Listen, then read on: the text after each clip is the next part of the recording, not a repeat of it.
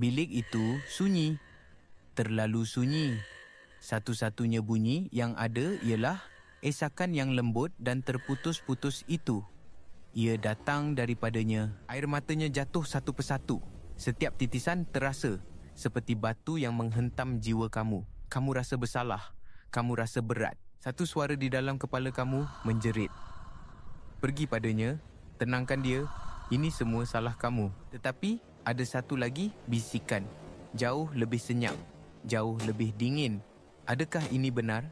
Atau adakah ini satu lagi persembahan? Selamat datang ke teater psikologi gelap, di mana air mata bukanlah tanda kelemahan, tetapi senjata yang paling tajam. Ini adalah pemerasan emosi dalam bentuknya yang paling tulen.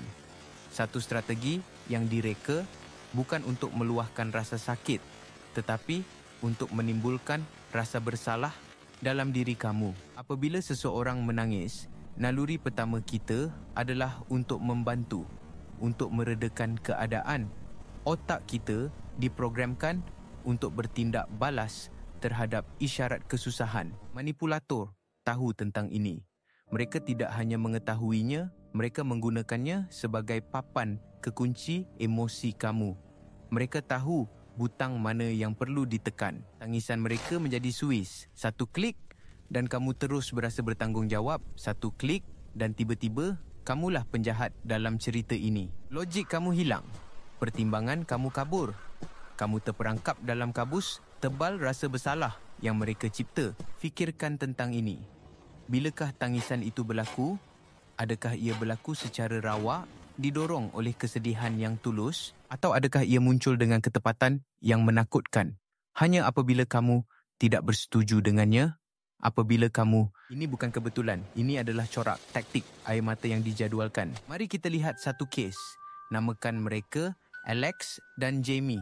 Hubungan mereka kelihatan sempurna dari luar. Alex mahu meluangkan masa dengan rakan-rakan lama. Satu malam, beberapa jam, Jamie tersenyum tetapi matanya dingin. Sudah tentu, pergilah, kata Jamie. Jangan risaukan saya akan baik-baik saja. Seorang diri. Alex, yang merasakan ketegangan itu, berasa ragu-ragu. Awak pasti? Jamie tidak menjawab. Sebaliknya, bahunya mula bergegar. Kemudian, air mata pertama jatuh. Bukan apa-apa, bisik Jamie. Cuma, saya selalu fikir saya tidak cukup baik untuk sesiapa pun. Topiknya telah berubah.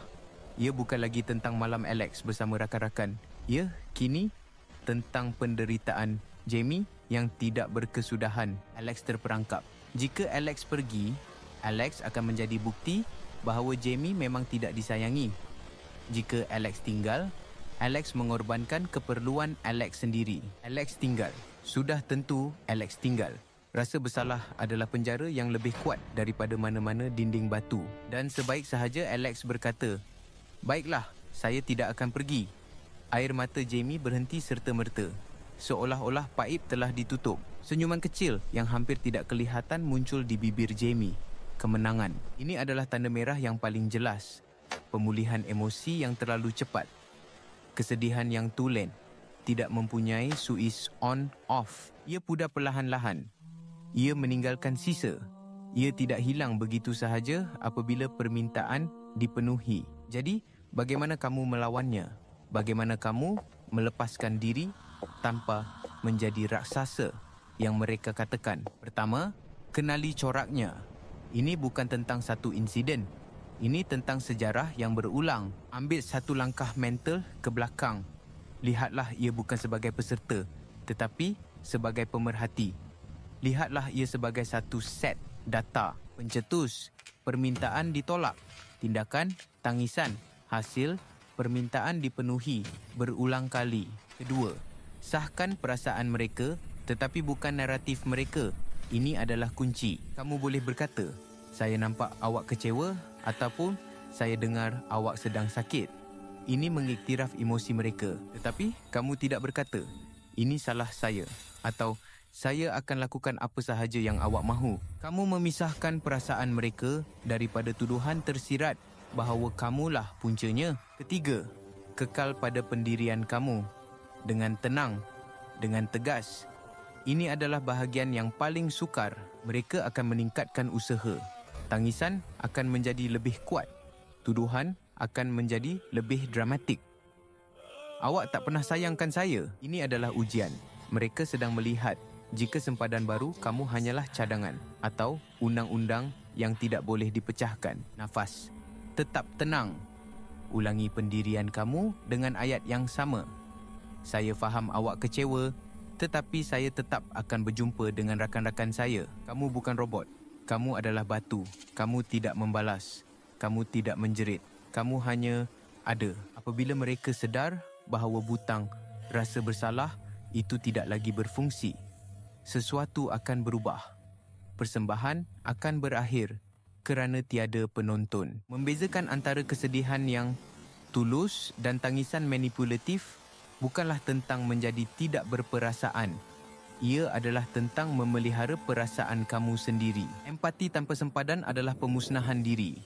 Kamu tidak boleh menuang dari cawan yang kosong. Tangisan sebenar mencari keselesaan. Tangisan manipulatif menuntut penyerahan. Tangisan sebenar menyatukan. Tangisan manipulatif mengasingkan. Ia memisahkan kamu daripada rakan, keluarga dan akhirnya daripada diri kamu sendiri. Jadi lain kali, apabila ribut emosi itu melanda dan titisan air mata mula jatuh, berhentilah sejenak. Dengarkan bukan sahaja esakannya, tetapi juga apa yang tidak dikatakan. Rasakan bukan sahaja tarikan rasa bersalah, tetapi juga bisikan intuisi kamu. Kerana di dalam teater senyap itu, kebenaran sentiasa menunggu. Kamu hanya perlu cukup berani untuk membuka mata dan melihatnya